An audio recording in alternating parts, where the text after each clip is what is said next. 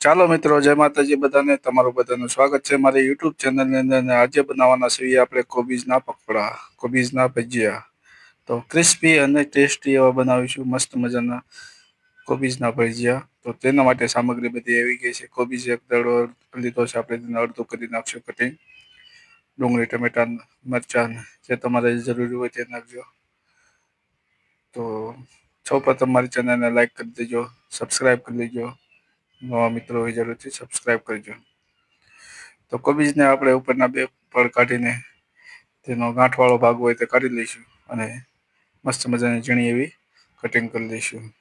જો તમારે શરીરથી કટિંગ ના કરવી હોય, ખમણી હોય, તો ખમણી પણ શકો છો.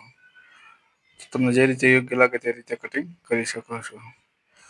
તો મસ્ત મજાનું કોબીજ સમારા જાય એટલે આપણે એને મસાલાની તૈયારી કરીશું. કોબીજ સમારતા ખાસ ધ્યાન રાખવાનું કે વચ્ચેનો જે બીટ વાળો ભાગ આવે તે જરૂરથી કાઢી નાખવો. તો મસાલા માટે આપણે સૌપ્રથમ ઝીણું સમારેલું કોબીજ લઈ લીધું છે. એક નંગ ડુંગળી લીધી છે, જેનું ઝીણું કટિંગ કરી લીધું છે. ત્યારબાદ 2 થી 3 નંગ મરચાં લીધા છે, તેનું કટિંગ લીધું છે. અને ઉપરથી લીલા ધાણા નાખીશું, સ્વાદ પ્રમાણે મીઠું નાખીશું અને હળદર થોડીક ને થોડોક ગરમ મસાલો નાખીશું. ત્યારબાદ ધાણા જીરું પાવડર અને લાલ મરચું પાવડર નાખીશું. ત્યારબાદ આખું જીરું અને આખા ધાણા ખાંડીને નાખીશું. ત્યારબાદ વરિયાળી અને સફેદ તલ નાખીશું. ત્યારબાદ કાળા મરી, કાળા કલરના મરી આવે તે નાખીશું ખાંડીને. અને ચણાનો લોટ અને લીંબુ નાખીને આપણે એને સારી રીતે મિક્સ કરી લઈશું. પહેલા તો પાણી વગર જો મિક્સ થઈ જાય તો પાણી વગર જ મિક્સ કરી નાખવાના છે. કારણ કે કોબીજની અંદર પાણીનું પ્રમાણ વધારે હોય છે અને આપણે મીઠું ને એવું નાખ્યું હોય એટલે પાણી કોબીજ છોડે છે. તો પેલા જોઈ લેવાનું આપણે કે હાથેથી મસળતું જવાનું, પાણી પેલા નાખવાનું નહીં. પણ પછી જરૂર પડે તમને એવું લાગે તો થોડુંક પાણી એડ કરીજો અને મસ્ત મજાનો મસાલો તૈયાર કરજો. જો તમારે કોબીજની ક્વોન્ટિટી ઓછી રાખવી હોય, ચણાનો લોટ વધારે નાખવો તો તેવી રીતે પણ કરી શકો છો. બેટર તૈયાર થઈ જાય એટલે એક બાઉલમાં આપણે તેલ નાખીશું. તેલને સારી રીતે ગરમ કરીશું. ગરમ થઈ જાય એટલે એમાં આપણા હાથેથી તમારી જેવડી સાઈઝના પકોડા બનાવવા હોય, ભજીયા બનાવવા હોય તેવા આપણે અંદર નાખીશું. તો અહીંયા આપણે નાની કઢાઈ છે એટલે 4 થી 5 નંગ આમાં આવી શકશે.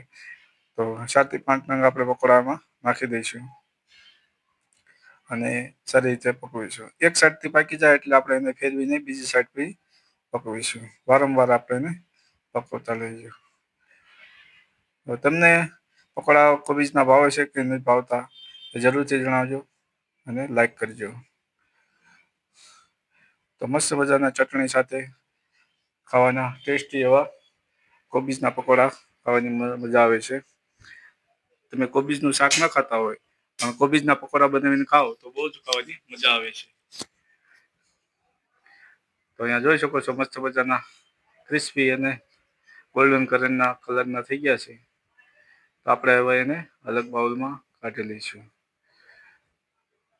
મસ્ત મજાના પકોડા તૈયાર થઈ ગયા છે. એક બાદ એક તમે દરેક લઈ લઈશું. એવી રીતે આપણે જેટલા ઘાણા કાઢવા હોય એટલા ઘાણા કાઢી લઈશું પકોડાના. મસ્ત મજાની ડીશ તૈયાર કરી લેજો. ચોમાસાની સિઝન હોય કે સાંજનો સમય હોય અને બટેકાના ભજીયા ખાવાની તમને ઈચ્છા હોય પણ બટેકા અવેલેબલ ન હોય, કોબીજ હોય તો કોબીજના ભજીયા અથવા પકોડા બનાવીને ખાઓ તો બહુ જ મજા પડી જશે. સાથે ડુંગળી અને મરચાંનો સ્વાદ અલગ જ આવે છે. તો રેડી છે મસ્ત મજાના કોબીજના પકોડા, તમે જોઈ શકો છો. તો બહુ જ ખાવાની મજા આવશે. તમે જરૂરથી ખાજો અને જરૂરથી બનાવજો. તો મારી ચેનલને લાઈક કરી લેજો, સબસ્ક્રાઈબ કરી લેજો અને બેલ આઇકન દબાવજો.